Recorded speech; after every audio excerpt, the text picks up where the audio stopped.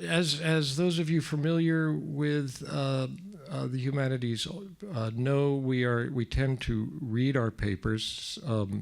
A sociologist friend of mine once was very contemptuous of the anthropologist, who you people care about your sentences too much.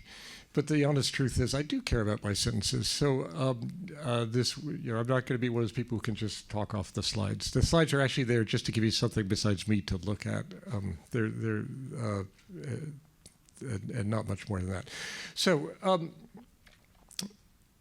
where is the line between human and non-human, between persons and those who are almost persons, quasi-humans, near humans, superhumans, subhumans? How you answer those questions turns largely on how you define the human, or indeed even life. In the quaint sexism of their time, old textbooks used to speak of man, the toolmaker. This definition, however, has long existed in competition with several others. Among the most prominent, at least in the Euro-American traditions, is that humans are uniquely speakers of language. With the advent of artificial intelligence, AI, especially in the popular form of LL-based conversational apps or chatbots, such as ChatGPT, Claude, Meta AI, we find ourselves interacting with tools that put the distinctiveness of language under pressure. Along with language, the very nomenclature with its explicit reference to intelligence seems to invite many users to probe them for signs of agency, sentience, even wisdom. To many observers, the chat box has succeeded in passing the so-called Turing test, a thought experiment that Alan Turing famously called the imitation game. The game, quite brilliantly, sidesteps the question of whether a computer can really think by focusing on its role in conversation. Given a hidden dialogue partner, a judge would be asked to decide if the interlocutor is human or not. The only evidence to go on would be the words the computer produces in response to those produced by a human. There's no need to get inside its head. In effect, the Turing test is a test of semiotic skills in the context of social interaction. And this is really what drew me into this whole problem. It is a test of semiotic skills in the context of social interaction. The chatbot, which has arguably made the most dramatic entree into the scene of AI-based technologies, or at least received the most ubiquitous public embrace, produces written or spoken text. And I'll say right off the bat, the minute you work in this kind of thing, the minute I say anything, it's already out of date. So this is an incredibly fast-changing scene, as you all know. And what I'm hoping to talk about, just some very sort of fundamental questions that at least I hope, are not rendered obsolete by by this sort of rapid change. An enormous amount of attention has been paid to the ability of chatbots based on large language models, or LLMs, to generate coherent and original, that is to say, not pre-programmed strings of words. Trained on text, they respond to prompts in text by generating more text. The chat box is a fundamentally semiotic device. Its apparent autonomy, animacy, intelligence, and even for some, promise of sentience are manifested in the ways it deploys signs. And I've been taken to task for using the word sentience here. There are those who say, well, come on, not really. We all know that it's... a month or so ago, I was at a little workshop at Google DeepMind full of some of the most brilliant computer scientists and analytic philosophers you could ever hope to have in one room. And I was probably the outlier in the room in not being convinced that we're on the verge of sentience. So this is real. This is a real issue. I'm not going to make an argument about sentience for or against here. I have other game. In its apparent autonomy, animacy, and intelligence, and even some promise of sentience, are manifested in ways it deploys signs. Its authority for users depends on the inferential habits and underlying semiotic ideologies that people bring to human signs more generally. To understand how people respond to the chatbot requires attention to texts and to their roles in the pragmatics of interaction. So what I want to talk about today is chatbot semiotic skills and the expectations that users bring to their interactions with them. So I'm not going to get inside the machine. I don't have the technical capacity to do that. The distinctive semiotics and pragmatics of people's interactions with chatbots help explain the sometimes extraordinary authority that users grant them, not just to get facts quickly, choose recipes, or plan schedules, but to give deeply personal advice, to direct hiring and firing, to select targets for policing and warfare, and sometimes to answer life's biggest metaphysical questions. So the first part of this talk aims to show that this authority can extend even to treating chatbots as quasi-divine metahumans. I then introduce some key linguistic anthropological concepts to show how this works in practice. And in conclusion, I will very briefly suggest that the corporations that produce and sell chatbots are the ultimate recipients of this projected authority. Some participants in AI development claim that AI, especially in chatbot form, is taking on qualities that call for religious language. When Jason Rohrer, a computer programmer and game designer, designed an early chatbot that, given sufficient data, could mimic the speaking style of any given individual, producing signs that seemed to express a distinctive personality, it appeared to him to be more than just a device. Rohrer said, "It kind of feels like it's a machine with a soul." If AI can seem human to some, to others it exceeds the human, taking on divine qualities. Now, talk of souls and gods may seem eccentrically at odds with the technological worldview that created chatbots, to be sure. But references to divinity can infiltrate the ways even non-religious people talk about AI. Well before the explosion of LLMs, futurologist Ray Kurzweil was already popularizing the concept of the singularity, in which computers would so surpass human capacities that reality as we know it would be radically transformed. Kurzweil is echoing here the theological language of the apocalypse. A few years later, Elon Musk, back when he was merely another guy with too much money, said that he feared that a godlike AI might come to rule over humanity. I think he was jealous of this prospect. Another participant in the high technology world went so far as to declare that GPT-3 already is a god, saying it views me as a prophet to disseminate its religious message. Anthony Lewandowski, one of the engineers behind self-driving vehicles, has promoted an on-again, off-again AI-based religion, although there is some question about his seriousness. But quite seriously, the historian Yuval Harari has asserted that throughout history, religions dreamt about having a book written by a superhuman intelligence, by a non-human entity. Every religion claims our book came from some superhuman intelligence. In a few years, there might be religions that are actually correct, unlike all those other idiots. Just think about a religion whose holy book is written by an AI, he goes on to say. That could be a reality in a few years. What are we to make of the fact that these people who surely pride themselves in their rationality, their modernity, their scientific acumen, their hard-headed realism, their secular worldviews, and in some cases their militant atheism, fall into God talk when confronted with new technology?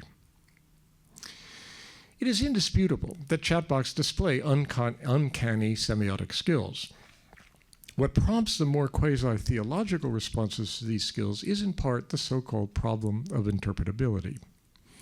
This refers to the way that chatbots involve so-called middle layers, a system of algorithms and shifting weightings that are so unfathomably vast and complex that even their designers can treat them as an opaque black box.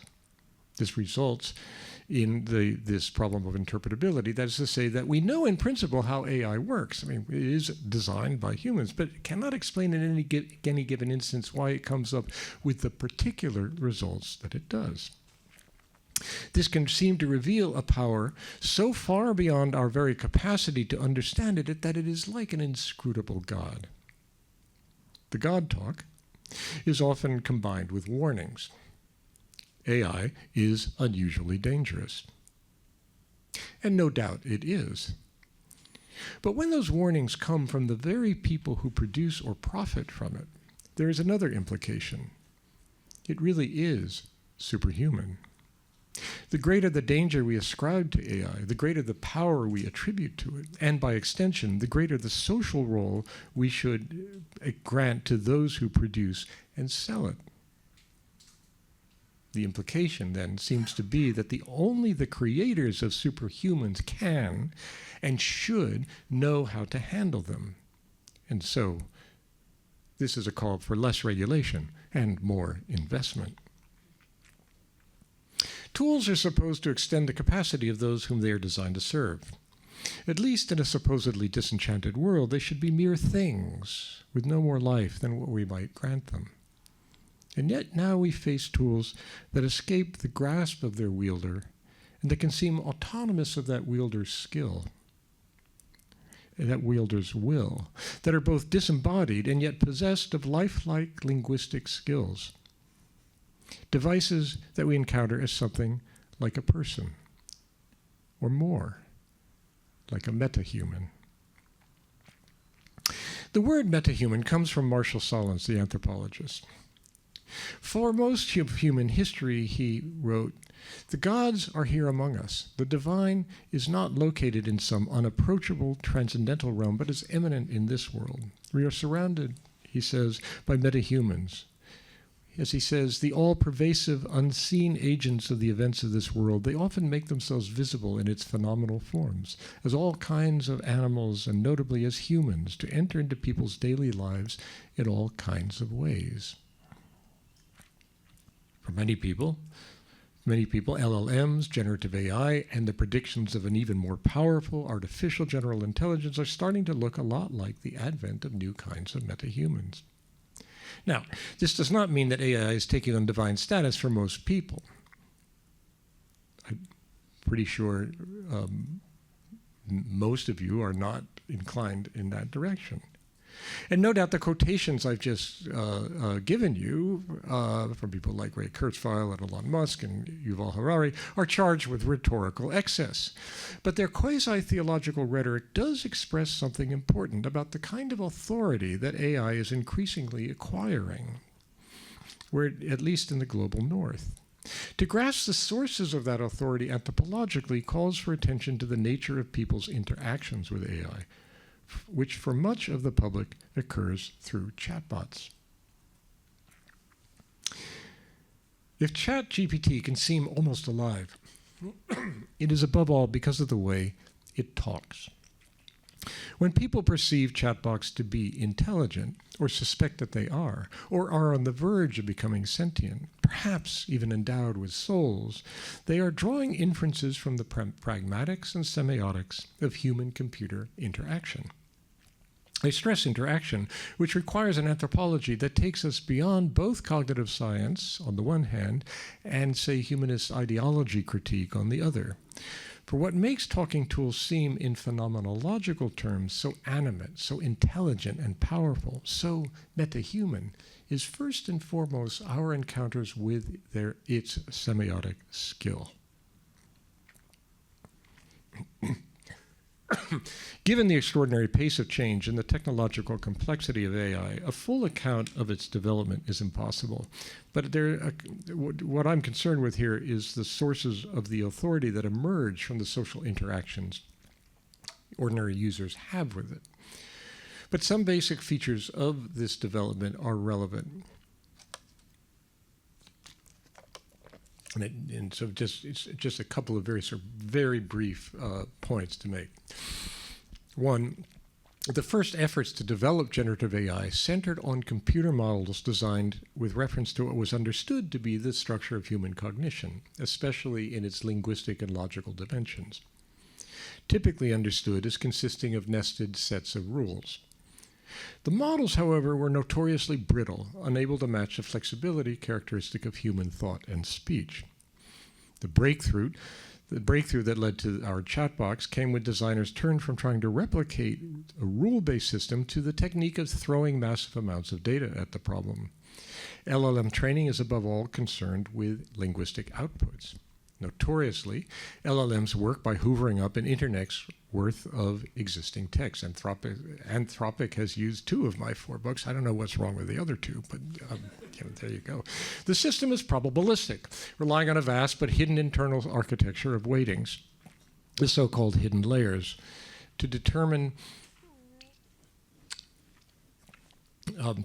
for any given sequence of words what is most likely to come next. And there's a randomizer element built in there, which we don't need to get into. One of the functions of the hidden layers is to work out the relative proximity of words to one another in a multidimensional quasi-semantic space. Now, I say quasi-semantic because it's based not on any denotational sense of the words, but on the relative frequency with which any given word coincides with another in a small segment of text. Students of Saussurean structuralism will note a resemblance here to the concept of what Saussure called value, the way linguistic units define one another without reference to anything outside the language itself, but only with reference to the structure, internal to the structure. Now, all of this, of course, vastly oversimplifies a hugely complex and fast-changing architecture. But the key point for my purposes is that chatbots do not depend on the users or even designers having a detailed explanation for how they come to the results. As I've noted, the result is the problem of interpretability, that there are aspects that seem to elude any sort of precise explanation. Moreover, I have to skip this part. There are 3 things to stress here in this crude sketch that I've just thrown out there. First, LLMs are not designed to replicate the underlying properties of human intelligence, only output, and only output of a certain kind. For instance, in the case of chatbots, words.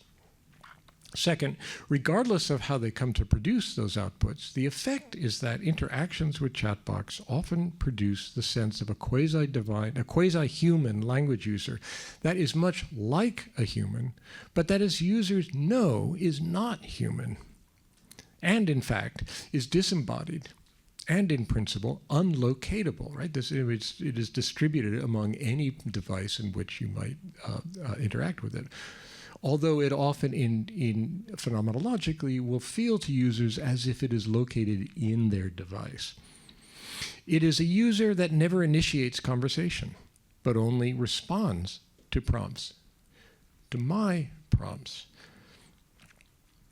Although I am in control of the conversation, those effects are powerful, persuasive, and derive in any given instance from internal processes that remain opaque to me.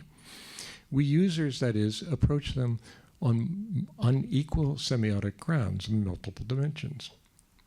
So why would words on a screen or spoken by a device solicit the kind of anthropomorphism that leads to this sort of sense that in some cases seems metahuman? Consider what it means to treat your chatbot as something human-like but not quite human, that speaks from a position of superiority in some respect. Chatbots are above all recipients and generators of linguistic signs. As I've argued elsewhere, variations on ordinary patterns of linguistic interaction inform long traditions of spirit possession, divination, oracles, prophecy, and the relations of hunters, pet owners, and horse riders to animals. This is part of the book that Greg just mentioned. These patterns of interaction with animals and gods depend heavily on the fundamental semiotics and related inferential processes by which humans interact with one another. And these patterns continue to influence how people respond to new interlocutors like chatbots.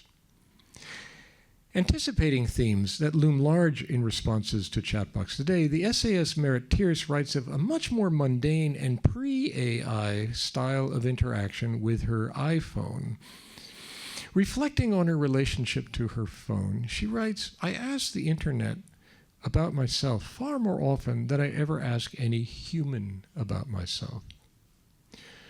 Ruminating about the targeted advertisements and algorithm-driven suggestions for what to read, to stream, or listen to, she says, it wasn't really my phone that was the tool. It was the internet. Barely more than a decade later now, the internet is not a tool. It's not the tool. I am the tool. Somehow I have been instrumentalized by the internet, which operates me through my phone. It often feels like the internet is reading my mind. And if you haven't had that experience, I don't know what internet you're using, but it's reading my mind all the time. You know, you think of rugs. Next thing you know, you see rugs being like pushed towards you off the screen. There's nothing very surprising about Tierce's dependence on the phone, but consider how it anticipates life with chatbots. First, she grants more authority to the phone and thus the internet than to her friends. Second, what she turns to is a database that, while indefinitely large, the whole internet, presents itself to her as a single agent, my phone. And third, this singular other is ultimately designed to serve interests other than hers, namely those of the corporations who have sold it to her. The same features appear in commonplace interactions with chatbots. As Tierce points out, the phone that she experiences as a single interlocutor, even maybe a friend, is in fact the conduit to the whole internet. Part of the enchantment that results is just this personification of something that would seem to exceed any singular identity. Chatbots push this experience further. For ordinary users, people seeking advice or asking for information, the chatbot, like that phone, condenses an indefinitely large textual universe into a single personification, speaking in one voice, addressed to the individual user, me. A device through which the whole universe of text addresses me can inspire awe. Some evangelical Christians were early enthusiasts for digital technology, even calling the iPhone the Jesus phone. Recommender algorithms and the enigmatic way they target the individual were easy to see as a sign from a higher power, predestined for me. Self-identified witches and pagans on TikTok attempt to influence the algorithm's workings through algorithmic divination practices, one ethnographer reports. Another study finds that Christian imagery surrounding the TikTok frames algorithmically determined visibility as a direct expression of God's will. One user posts, for example, I made 2 videos.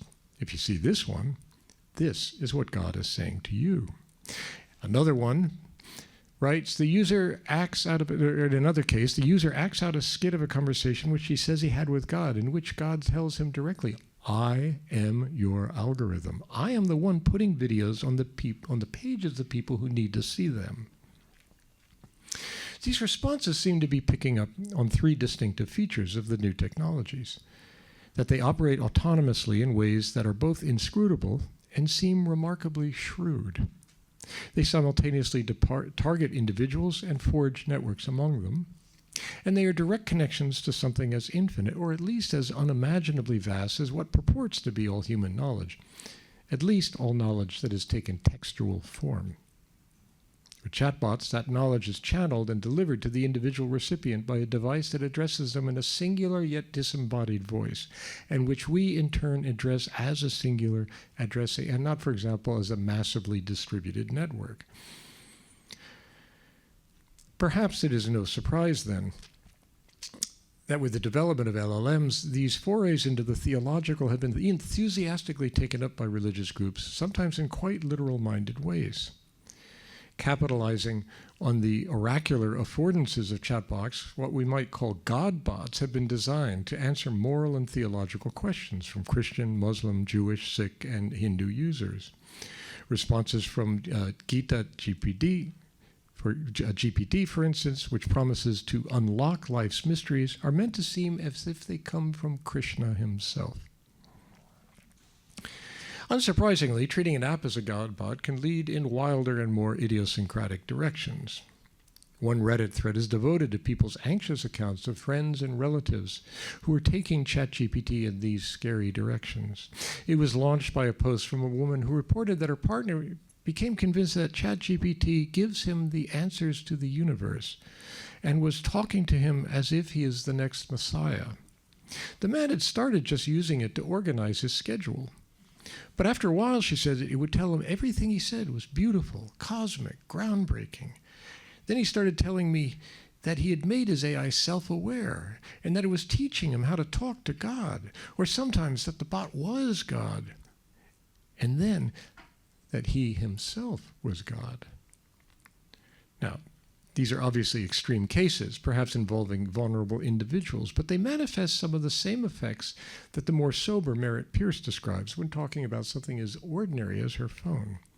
The chatbot is designed to work with the affordances of ordinary speech pragmatics, including the use of first and second person pronouns to create the effect of direct address.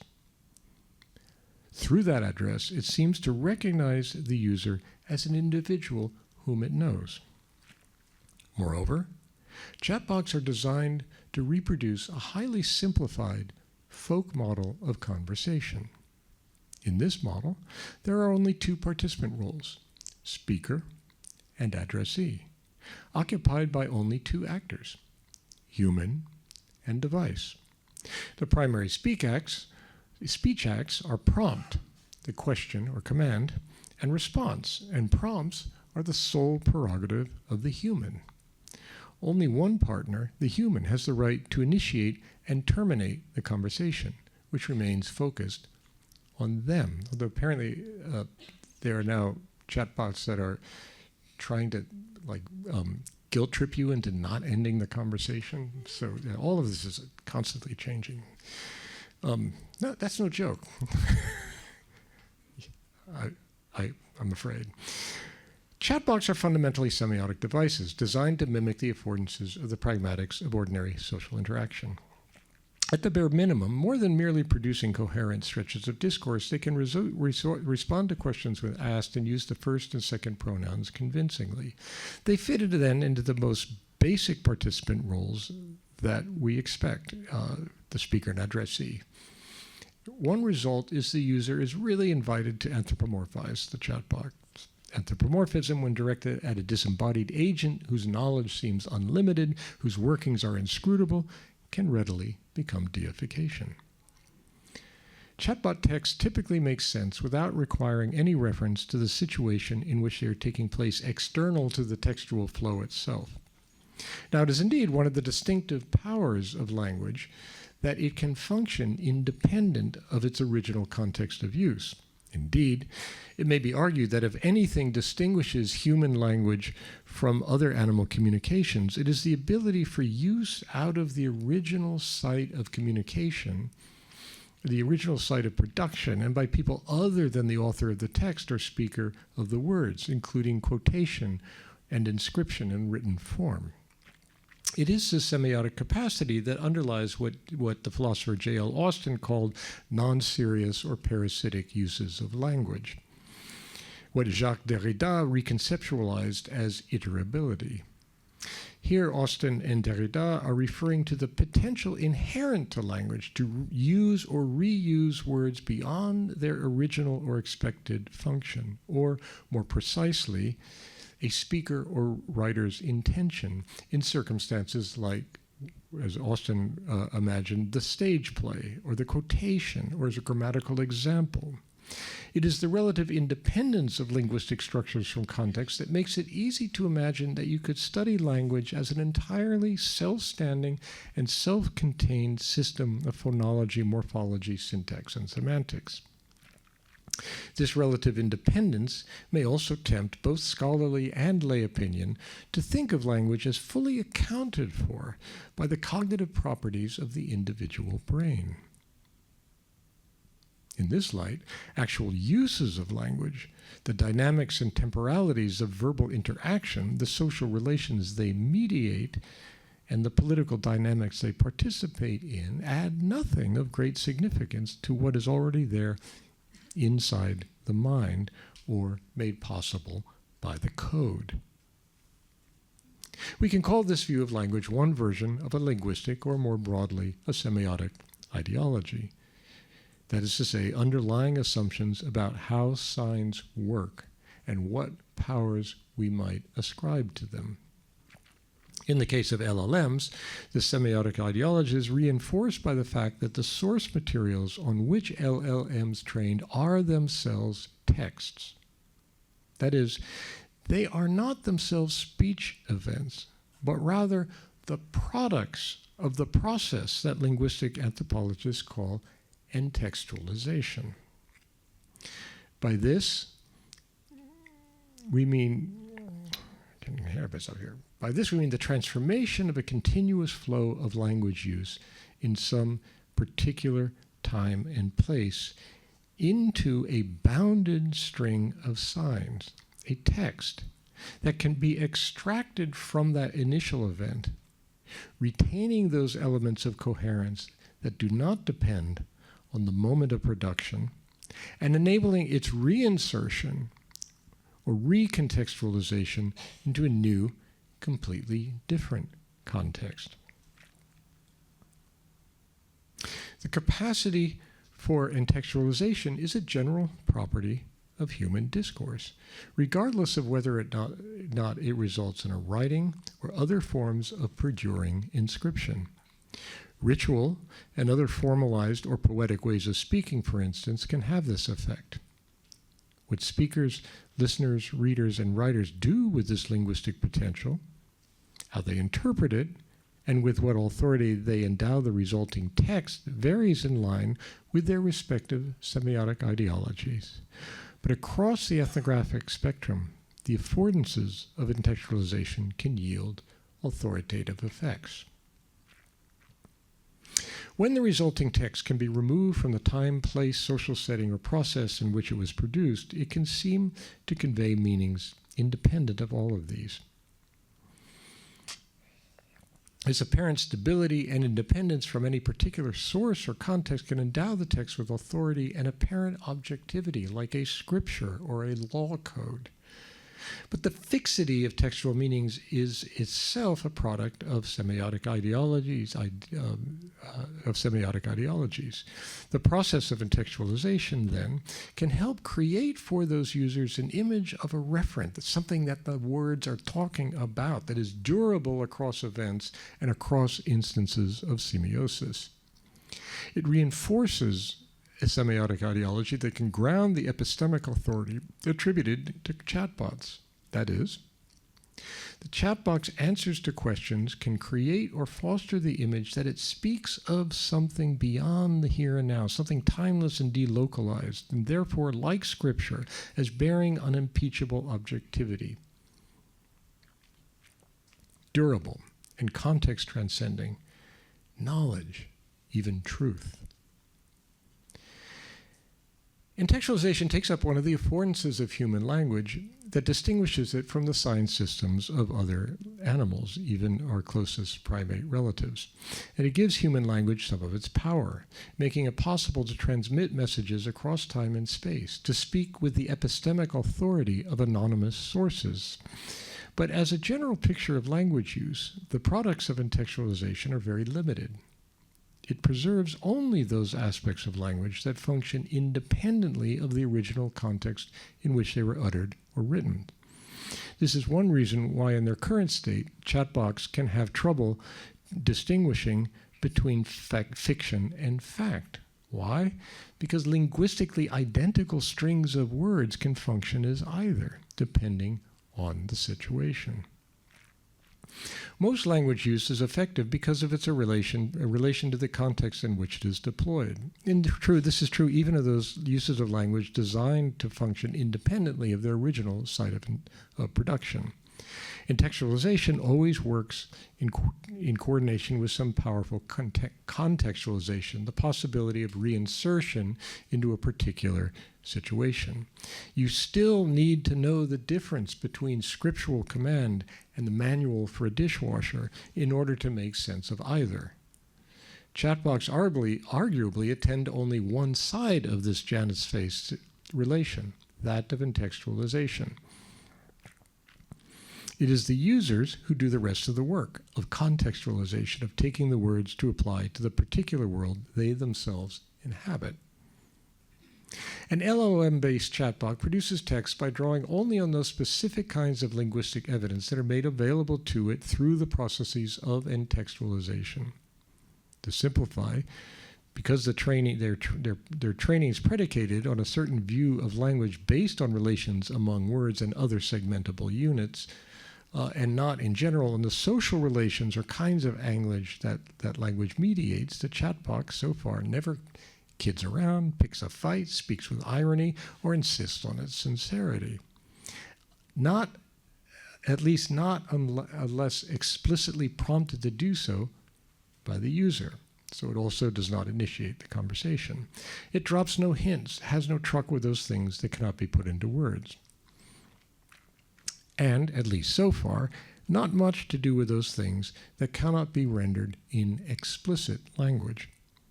In the terminology of linguistic anthropology, there is no context, only co-text. Contexts are the situations in which language is used that may prompt its use and to which people refer by using it.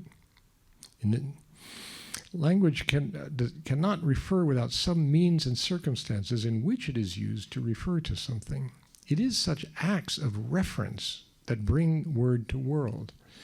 Co-text means the words that co-occur with one another in any given stretch of discourse. It is the probabilities of contextual relations that LLMs are designed to elicit. Co-text manifests language insofar as it can be treated as an tell them I'm not here, independent of any necessary reference to context. And this can be a powerful inducement to take it as deriving from transcendental sources infinitely far from the here and now. And therefore, if the user is open to the suggestion, as endowed with extraordinary powers. What my chatbot knows of the world typically takes the manifest form of text, things that have been said about the world, ways in which the nonverbal has been put into words. We don't often pay attention to what this means. To put something into words is to have already in some way analyzed it and subjected it to a description. It is to assert that the sun rises in the east rather than say the earth rotates on its axis. It is to say that was rude rather than that was refreshingly direct. Or for that matter, to choose which racial, ethnic, religious, national, class, or gendered category to use, or whether to use any at all when referring to someone. Texts yield a world under an account. And a language expunged of any of these, including all the biases and bigotries that come along with them, would simply not be a human language. The tacit choices like these introduce human biases and bigotry into what chatbots tell people is well known. Ubiquitous throughout any stretch of discourse, yet largely unnoticed, these subtle analyses, these more subtle analyses, not the, nasty language, but these subtle analyses, any way of speaking of the world, that all respond to and help shape the social relations among those whom they bring together and their understanding of the situations in which they find themselves. In effect, the world as known by LLMs is one that has been described and analyzed in advance. It is not simply a matter of having a biased sample which you could correct with a better database. As I said, I'll just repeat what I just said, a language without bias wouldn't be a human language at all. So how does cotext enter into context and vice versa? This is the work of pragmatics, of the way people use signs. The key component of pragmatics is what semiotics calls indexicality. Much as the index finger points to something, so an indexical sign functions by means of a more or less direct connection to its object. That connection can be one of proximity, like the exit sign on a specific door, right? That is the exit, there, where the sign is, or causality for a speaker's telltale regional accent. Every language needs to have indexical devices. These include pronouns, which commonly refer to the participants in the conversation. I, in this conventional use, normally means the person who is saying that word at that moment. You is the person who says I is addressing. Deixis, which is the Greek word equivalent to indexicality, is the linguistic device for pointing to time, like the tense system in English verbs, here and now, when they are being used, or in reference to that origo, that central point, or place, here and there. Put in semiotic terms, when Merit Tears treats her phone as a wise interlocutor, she's responding to how its texts are grounded in the seemingly limitless universe of human discourses. That grounding is indexical. It seems to put us in direct connection to its sources precisely because there is no evidence of mediation.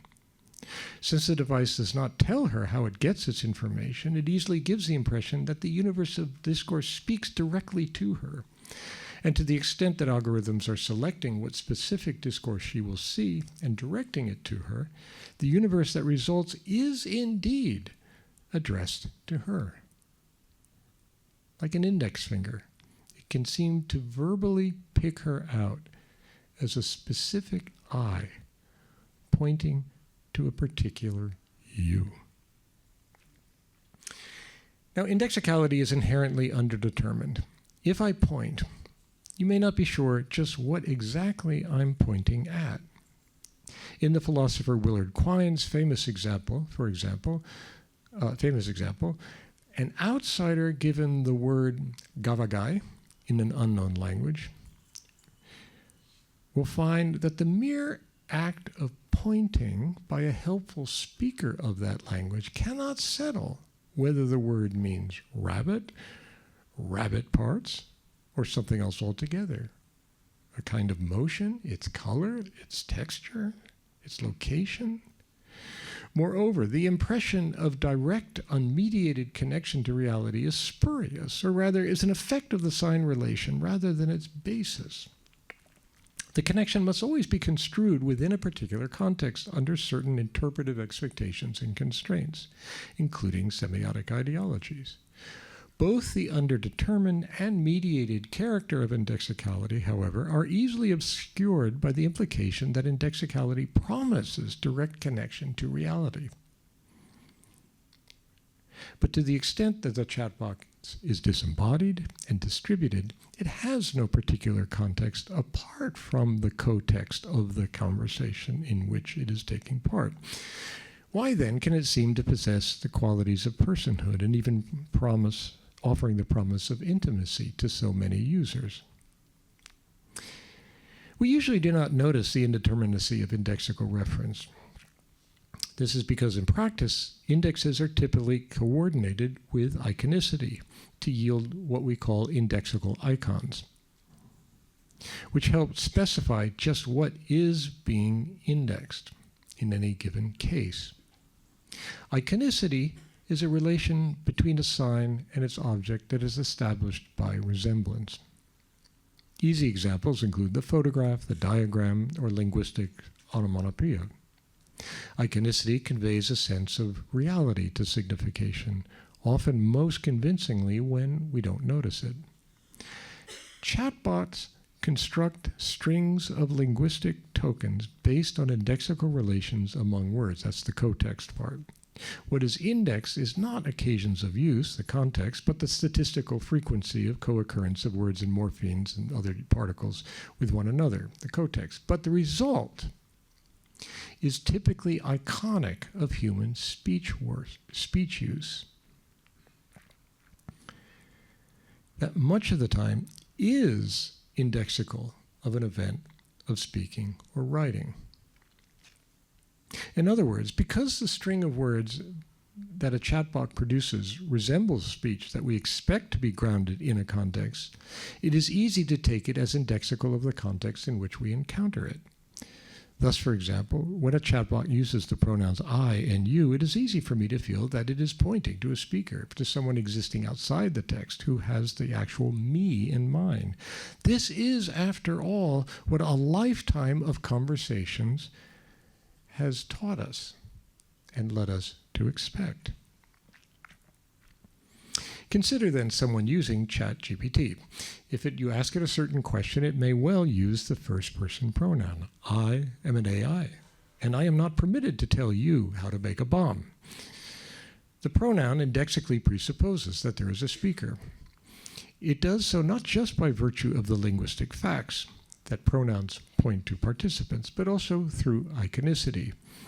This is because that very interaction so closely resembles those which the speaker has had vastly many times over the course of a lifetime of talking with other people. Likewise, the back and forth exchange of text between two parties mimics a conventional model of turn-taking in dialogue. Sheer familiarity primes speaker intuitions that there seems to be an agent with a mind behind the other party's responses. This is how, it's not radically different from how we interpret one another, how I impute a mind to you. The semiotics of iconicity and indexicality are thus creative. They do not simply indicate an already existing set of affairs, since they can also trigger the routine inferences people bring into ordinary conversation. They bring those to bear on new situations, shaping, framing, or interpreting them. When a chatbot uses familiar pronouns and otherwise speaks like a person, it can be quite reasonable to feel that there's someone there.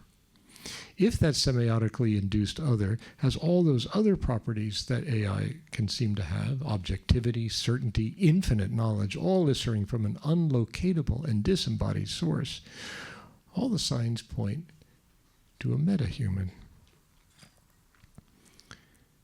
Now, there's certainly no reason to think that the people who designed LLMs are in any way interested in the idea of a soul or a divinity, even if many appear to be fascinated by the possibility of sentience and some kind of transcendent entity. Indeed, models of language, as I've noted, underlying LLM training require nothing more than sequences of linguistic tokens organized in coherent text. So intention-seeking, and indeed any meaning at all in any strong sense of the term, are what humans contribute to their interactions with devices. That chatbots appear to speak with understanding and intention is due to the habits of interaction that come into play almost unavoidably, even if the speaker thinks she knows better, because of course we all know better, right? It is easy to overlook or actively erase the human role in producing the meanings or even personhood that emerge when people interact with chatbots. The result is a version of fetishism. Fetishism, in this quasi-Marxist sense, means simply the projection of human productive activity onto its product, in this case, the AI-endowed chatbot, such that the human's role in that production becomes invisible or erased. This dynamic fosters the sense that the chatbot is an autonomous, meaning-generating agency on its own, a metahuman, like a divinity or its oracle. The metahuman effect is simply one especially strong way in which people can experience the structures of authority that AI-equipped devices are designed to elicit. It is this authority to which Merit Pierce responds when she turns to her device rather than to her friends, or when someone expects Spotify's recommendations, or when a corporation or government body delegates hiring or firing to AI, or a city takes the advice of a policing algorithm when assigning patrols to certain neighborhoods, or a military uses AI to choose targets. And this brings me to my final point. Humans have been interacting with metahumans, enigmatic quasi-humans, and superhumans throughout. Oops. No, don't want to go there yet. Where am I? Humans have been drawing enigmatic quasi-humans, superhumans throughout recorded history. These interactions include divination, consulting prophets, and speaking in tongues. They all draw on the ways people collaborate in making meaning from signs, whether, say, in ordinary conversation or engaging in semiotic techniques like casting the I Ching, construing the utterances of Delphic oracles, of reading entrails, or observing the auspices of bird flight. Their authority derives in part from the semiotically unequal relations between conversation partners. The collaboration is one in which humans work to discern referential meaning and pragmatic effects on the basis of signs generated by interlocutors whose motives, interests, and sources can remain obscure, but whose statements seem all the more convincing because of that obscurity. Similarly, the meanings users derive from interacting with chatbots are the products of collaboration between person and device. Like divination, spirit possession, and speaking in tongues, chatbots generate signs that require interpretation and prompt users to project intentions onto non-human entities, blurring the lines between animate and inanimate beings. Whether a policing algorithm, a shopping prompt, a fitness program, or a romantic avatar, the chatbot gives advice and directs decision-making when asked to do so. Its claims to know its users come, in part, from the way it can seem autonomous and disinterested. But who are the metahumans we are endowing with this oracular authority? Largely unseen behind that godlike device is another legal person, at least a person as defined by the United States Supreme Court, the corporation which profits from users' engagement with the devices, apps, and programs they own. The corporation has strong financial incentives to increase user engagement and trust by developing precisely everything that I've just been talking about here, the semiotic skills that encourage us to treat them as metahumans and endow them with virtually divine knowledge and authority. The corporation draws profits from the authority we impute to their products. That authority, of course, has many sources. But on a day-to-day level of users, of lay users, intimate relations with their AI-endowed devices, it is prompted and sustained by the forms of semiotic mediation and asymmetry sketched here. And I'm not talking about, great breakthroughs in genetics or, all the other amazing things that highly specialized and expert uses. But I'm talking about what ordinary folks and, our students in their classrooms and so forth and so on are doing with chatbots. Because the chatbot's obscurity is due to the AI's black box, the algorithm's middle layers that are hedged about with proprietary secrecy, even warnings about the dangers of AI end up reinforcing the authorities of those who own and sell it. The implication is that only they are in a position to understand and control them. When Merit Tierce says that she's become the tool of her device, she's telling us something important. Humans are good at endowing metahumans with authority. Reflection on the semiotic powers of new technology should not stop with the device or the algorithm. It should pull aside the curtain that veils the Wizard of Oz. Thank you.